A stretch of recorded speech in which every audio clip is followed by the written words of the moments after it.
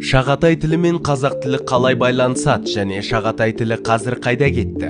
Бұл сұраққа жауап беру үшін әуелі шағатай тілі не екенін түсініп алайық.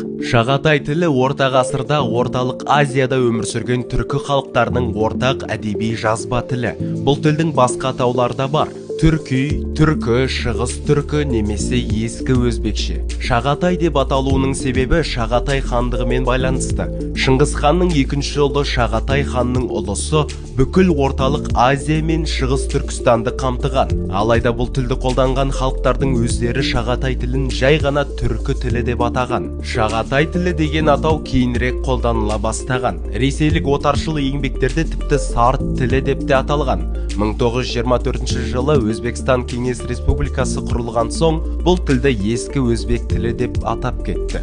Шағатай тілін әдетте өзбек пен ұйғырға қатысты деп айтады, бірақ бұл тіл оларға ғана тиесілі деген пікір қате. Неге екенін осы видеода түсіндіреміз. Шамамен 13 ғасырда қалыптаса бастаған Шағатай тілі түркі тілдерінің қарлық тобына жатады. Зерттеушілердің айтуынша Шағатай тілі Махмұд Қашқарилер, Жүсіп баласағұндар қолданған Қарахан хандығындағы түркі тілінен дамыған. Ал Қарахан тілі өз бастауын күлтегін руналарынан алады. Түркі халықтарының үнемі араласуы мен географиялық орталықтардың жылжып отыруына байланысты Шағатай тілі әртүрлі түркі тілдес қауымдардың диалектілерін бойына сіңірді. Дегенмен жалпы ол қарлұқ грамматикасына негізделген.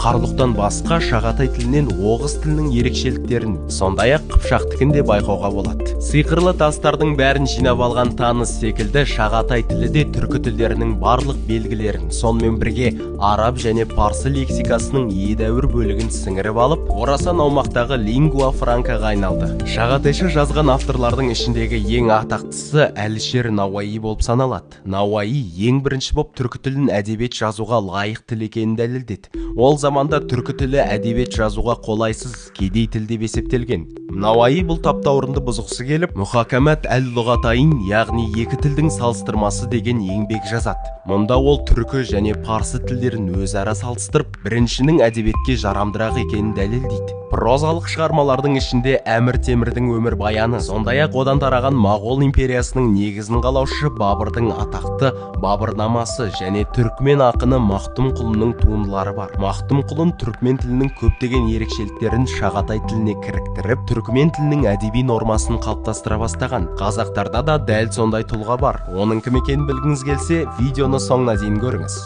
20 ғасырдың басына дейін өмір сүрген Шағатай тілі қазір өлі тілі болып есептеледі. Дегенмен Шағатай тілі басқа да көптеген түркі тілінің әдеби нормасына негіз болды. Өзбек пен ұйғыр секілді қазақ пен қырғыз да, түркмен мен татар да